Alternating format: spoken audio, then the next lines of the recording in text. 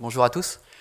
Donc effectivement, en fait, je vais essayer de focaliser mes propos sur le capital humain à travers mon expérience de développement d'entreprise basée sur des concepts de physique qui ont abouti au développement d'un produit qui adresse le marché des télécoms. Donc en fait, nous, ArtFi, nous vendons des solutions de mesure d'exposition des personnes aux ondes électromagnétiques, donc pour en fait faire face aux contraintes réglementaires qu'il y a sur le marché des télécoms. Sur une caractéristique que l'on appelle le débit d'absorption spécifique, qui se mesure en watts par kilo, ou le SAR en anglais, et qui en fait adresse une problématique croissante, puisque comme vous le voyez sur le schéma que je vous ai représenté, le nombre d'appareils communiquant sans fil est en pleine croissance. C'est assez énormément d'appareils, avec l'arrivée du machine-to-machine, en plus des téléphones mobiles et des smartphones.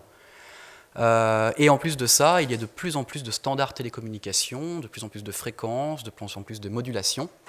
Et tout ça a comme conséquence, directement sur le marché des télécoms, d'augmenter drastiquement la quantité de tests à faire pour vérifier les conformités aux réglementations en vigueur sur l'exposition des personnes aux ondes électromagnétiques. Il y a effectivement des seuils à ne pas dépasser. C'est 2 watts par kilo en France. Je crois que vous avez tous vu sur les publicités des téléphones mobiles cette fameuse petite étoile qui indique la valeur de DAS en question, qui est obligatoire depuis quelques années. Et cette valeur de DAS, elle est issue de tout un tas de mesures. C'est la valeur la pire de tout un tas de mesures, issue d'un processus donc assez fastidieux, auquel nous apportons une réponse pour soulager cette contrainte industrielle.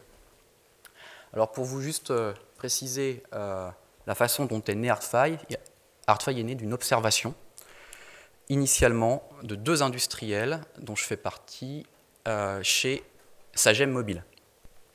Donc on était chez Sagem Mobile depuis le début des années 2000, après avoir travaillé chez Alcatel, toujours dans la téléphonie mobile.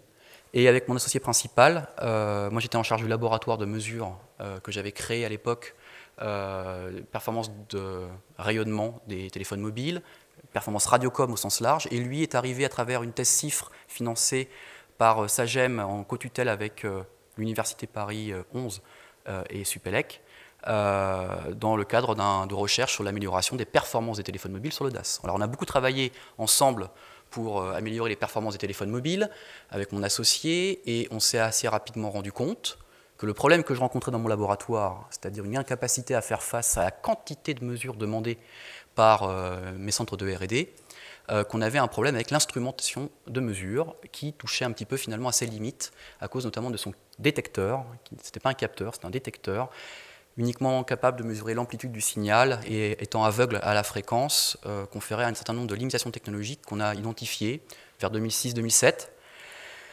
Et là, à ce moment-là, en fait, on s'est aperçu, on a continué notre observation, on s'est aperçu qu'il y avait un monopole sur ce marché d'une société qui adressait 95% des machines sur ce marché.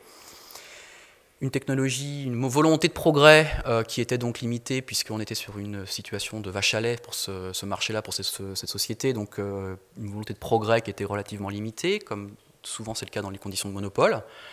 Et donc on s'est dit, bon là, est-ce qu'il y a quelque chose à faire? Donc on s'est réunis, on a décidé ensemble que concrètement il y avait quelque chose à faire, on a compris qu'on avait tous les deux la volonté d'entreprendre et qu'on avait la même vision. Et la vision, en fait, c'était de développer un instrument de mesure qui allait enlever toutes les difficultés à nos clients, aux futurs clients, celle de l'aspect fastidieux de la mesure, celle de l'aspect relatif à la durée de l'essai, et celle qui était relative évidemment au coût que tout cela représente.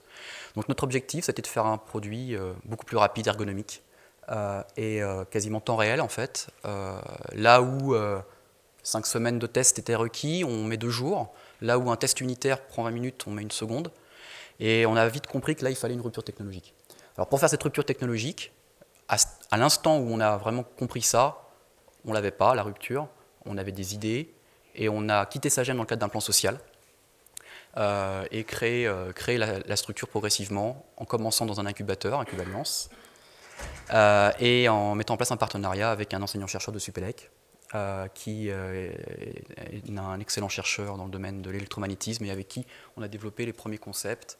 2009 était l'année, en fait, avant la création d'entreprise, de preuve du concept dit technologique. Et puis on est rentré un petit peu finalement dans l'écosystème. Toc, on va y arriver. Voilà. Dans l'écosystème de la création d'entreprise un peu à la française. Mais ce sur quoi je voulais insister avec ce slide très brouillon, intentionnellement, il y a énormément de logos ici. On a eu la chance en fait d'avoir eu de nombreux labels. Mais la chance qu'on a eue avant tout, et c'est vraiment le recul que j'ai aujourd'hui, c'est d'avoir rencontré énormément de personnes très proactives et avec qui on a eu un partage de vision, d'autres avec qui on n'a pas eu ce partage de vision. Et c'est uniquement finalement en faisant ce chemin de rencontres que progressivement nous avons avancé. L'exemple en fait de la manière dont on est rentré chez Incube Alliance avec une rencontre presque par hasard avec un des chargés d'affaires, Philippe Guédon, est un des exemples clés qui montre en fait que finalement il faut être un petit peu out of the box pour pouvoir finalement créer des opportunités de rencontres et pas que technologiques. Et derrière en fait finalement de proche en proche, on a fini par aller rencontrer de nouvelles personnes, notamment après notre innovation de capteurs, notre innovation sur la partie tissu biologique. On a inventé un nouveau tissu biologique qui mime le corps humain sur l'ensemble des bandes fréquentielles télécom. On n'était pas des chimistes, on a donc travaillé avec le PMC et le Collège de France. On a cherché longtemps le bon contact, la bonne personne. Ce qui a tout déclenché, c'est une personne physique avec qui il y a eu une compréhension mutuelle. Donc finalement, tout ça en fait montre que les dispositifs sont secondaires par rapport à l'apport humain finalement de chacune des personnes qu'on a rencontrées. L'exemple de Matra Electronics, notre partenaire de production, est un exemple aussi qui donne le ton parce que finalement on aurait pu avoir la posture de dire on a une technologie développée sur paillasse, on va trouver à travers un dispositif, un industriel de renom pour nous aider à développer. Finalement, dès 2009, avant même d'avoir la réponse de la faisabilité, j'ai pris mon petit baluchon et je suis allé voir tous les industriels français capables de produire ce genre de machines. Et en fait, 15 jours après, j'ai lancé les travaux avec Matra Electronics. En fait, parce que j'avais en face de moi directement le bon contact, la bonne personne, motivée, qui avait compris que son outil de production allait évoluer grâce à notre technologie, puisqu'on fait partie de projets, je pense qu'on est loin d'être les seuls, où l'innovation va jusqu'à la production. Sans l'innovation en production, on serait mort en fait, très très vite. Et la proximité de notre centre de production est clé. On fait tout en France et heureusement car ce serait trop compliqué sinon vu la complexité du système. Pareil, les aides BPI France, heureusement qu'on a eu à un moment donné des contacts particulièrement pertinents qui ont cru dans notre projet, qui ont compris les nuances et subtilités. Ça faisait très très peur. Un projet avec 120 cartes électroniques immergées dans un tissu biologique. Il fallait y croire en fait au démarrage pour des gens qui ne sont pas des initiés du domaine, qui nous croient sur parole finalement sur le fait qu'on va réussir à le faire ce projet. Ça a été aussi une difficulté qu'on a rencontrée avec les investisseurs français qui ont une perte de compétences industrielles malheureusement, mais heureusement on en a trouvé certains qui l'ont conservé. Tout ça finalement, sans oublier clairement la constitution de notre équipe qui a traversé des difficultés évidemment très très dures, puisqu'en fait 4 ans de R&D sur un projet comme celui-ci, en fait ça fait passer par des périodes de stress, puisque quand on développe du hardware comme nous, il y a des itérations, il y a beaucoup de coûts, c'est très très très coûteux de développer une société comme la nôtre de par les spécificités hardware. Et puis en fait oui, il y a eu des larmes à des moments, il a fallu remobiliser l'équipe, il a fallu faire beaucoup de management, il a fallu faire comprendre à tout ce monde-là qu'il fallait aller très vite, mais pas seulement l'équipe, tout l'écosystème, les investisseurs, les partenaires. On a mobilisé des fonds également à travers des dispositifs bancaires qui nous ont également fait confiance. Mais là aussi, sans le contact de qualité exceptionnelle que j'avais avec mon chargé d'affaires à la banque, mais rien ne serait arrivé aussi bien. Donc finalement, ça revient toujours à ça. Et c'est vraiment pour moi le truc le plus important. Et puis la dernière étape des rebouclages, vous savez, j'ai mis une sorte d'entonnoir, mais un entonnoir un peu poreux intentionnellement, parce que l'image qui consisterait à dire qu'on va mettre tous les ingrédients au démarrage pour finaliser un produit in fine en sortie, n'était pas du tout représentatif de mon expérience personnelle. Au contraire, on a plutôt identifié des premiers dispositifs, des premières personnes clés, et puis on a enrichi au fur et à mesure, et le produit qu'on a sorti ne ressemble pas vraiment au produit qu'on avait imaginé. Et heureusement, grâce à l'ensemble de ces réflexions, on était quand même très proche de notre marché à la sortie de notre produit fini. Mais nos clients nous ont quand même aidés à leur tour. Donc en fait aujourd'hui, 2014 a été l'année des premières commercialisations de nos machines. On a fait à peu près un peu plus d'1,5 million d'euros de chiffre d'affaires à l'international. On vend à des grands noms comme Apple, Sony, Motorola et j'en passe d'autres dans les test labs par exemple de certification. On vend également sur les centres de production comme Foxconn on a eu des feedbacks très positifs de nos clients sur la valeur ajoutée de notre produit.